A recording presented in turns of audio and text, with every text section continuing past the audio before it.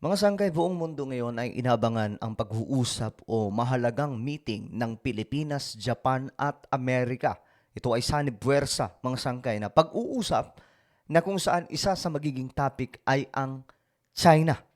No? Ngayon, buong mundo ay nag-aabang kung ano po ang gagawin nitong tatlong bansang to na dati mga sangkay, kaaway po yung Japan, subalit ngayon, kakampi na po ng Pilipinas at Amerika. Ano kaya ang kanilang pag-uusapan at bakit po inaabangan ito ng buong mundo?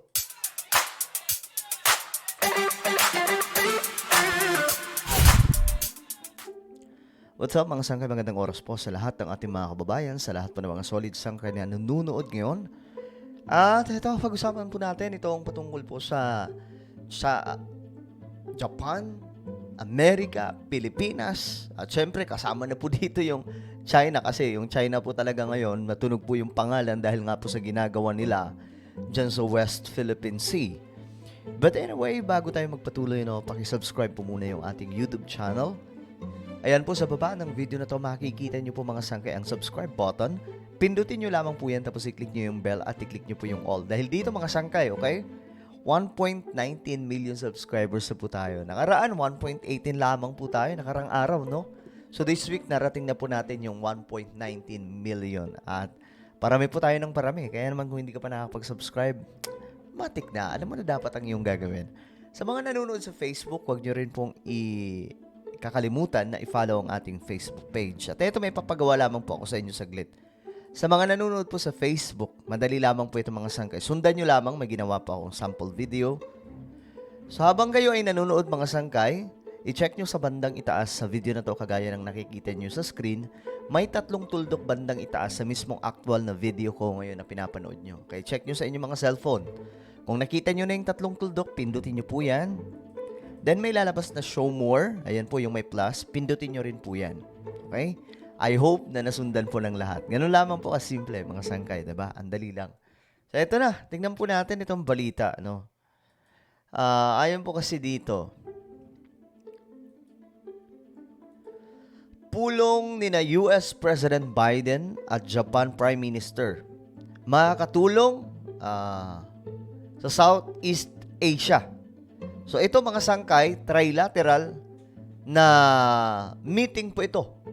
Philippines, Japan, and US. At ang magiging host po nito ay ang Amerika. So ano ang magiging takbo sa usapan na ito mga sangkay? Inaasahang tatalakayin ang mga pinakauling hakbang ng China sa West Philippine Sea sa makasaysayang pakikipagpulong ni Pangulong Bongbong Marcos sa Pangulo ng Amerika at Prime Minister ng Japan sa Abril. Grabe, no? Makasaysayan. Ito po yung kasi ito po yung sabay-sabay talaga. Kumbaga mayroon po talagang alyansa. Isipin nyo mga sangkay, dati itong Japan, kalaban po yan ng Pilipinas, di ba? Dati kalaban din po ng Amerika yan. Pero ngayon mga sangkay, kakampi na. Parang dati din. Di ba yung Amerika nanakop sa Pilipinas, tapos dumating yung World War II, naging kakampi ng Pilipinas. Pero mga sangkay, para lamang po sa kaliwanagan ng marami, nung World War II, ang nagpahamak po sa Pilipinas ay bansang Amerika kasi dito ang ginawang battlefield. Okay? Kaya nagpuntahan dito yung mga Japanese kasi nandito yung US. 'Di ba? Pero mga sangkay, nanalo din naman po tayo sa digmaan kasama po yung Amerika kasi sumuko mismo yung Japan. Ngayon, eto, dating kaaway, ngayon kakampi. Pero gitang Foreign Affairs Department, hindi nakadirekta ang pulong sa anumang bansa. Nakatutok si Marie Zumali. Malamang hindi naman talaga nila sasabihin yan kung ano magiging pulong. Pambihira naman kayo.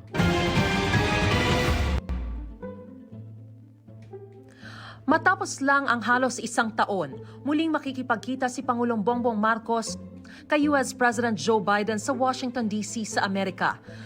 Pero makakasama na nila sa makasaysayang Trilateral Leaders Summit sa April 11 si Japanese Prime Minister Kishida Fumio. Tatlong to, mga sangkay, remarkable ito Kasi Japan po yan eh. We know the story about Japan sa nakaraang World War II na mortal na kalaban po yan ng Amerika at Pilipinas. At alam nyo, mga sangkay, yung Japan kasi, kung mayroong kinakatakutan yung China, wala pong iba kundi Japan. Kasi ang Japan, mga sangkay, magagaling po pagdating sa strategy ng digmaan. Bukod dyan, talagang matatapang ang mga to. May ibubuga pagdating po sa sandatahan. Ngayon kasi, masyado lang maingay itong China. Pero alam nyo mga sangkay, kung hindi lang itong Japan nabigyan po ng pinaka-sanction, kasi nagkaroon po sila ng ano pa tawag doon? Ano bang tatawag? Parang parusa. Simula kasi nung di ba, after World War II, so ang Japan nang invade sa Pilipinas kasi nandito yung US, nagkaroon po ng digmaan.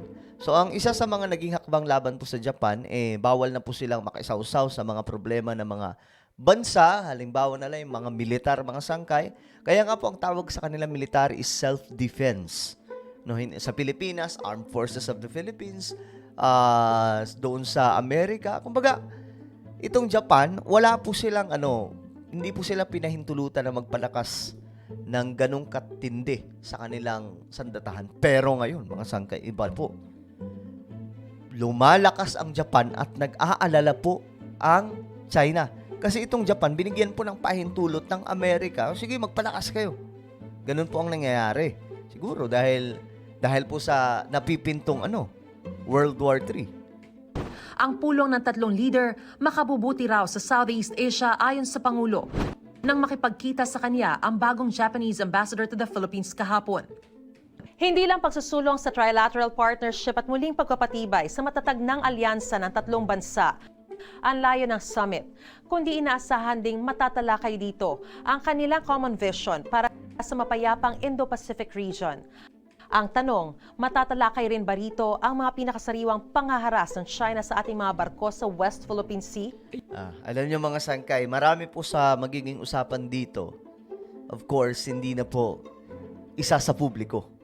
Sigurado po yan mga sangkay. Magiging sekreto na po ito kasi halimbawa, sigurado ako pag-uusapan po dito yung China. Baka nga China yung isa sa main nila dito mga sangkay Magiging main topic Pero syempre, hindi na po nila sasabihin yan kasi makakakuha ng yung China, 'di ba?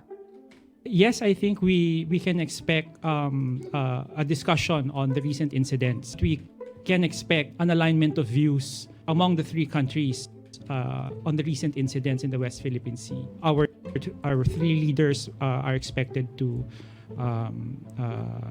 include this in their discussions and in the vision statement. Our main focus is on working together to ensure that the Indo-Pacific region remains free, it remains open, and that there's security and stability throughout the region. Ayan, mga sangkay, yan po yung magiging nila. Pag-uusap ngayon mga sangkay. Pero yung mga naririnig nating information, yan po yung pinakamababaw na impormasyon na inilalabas nila.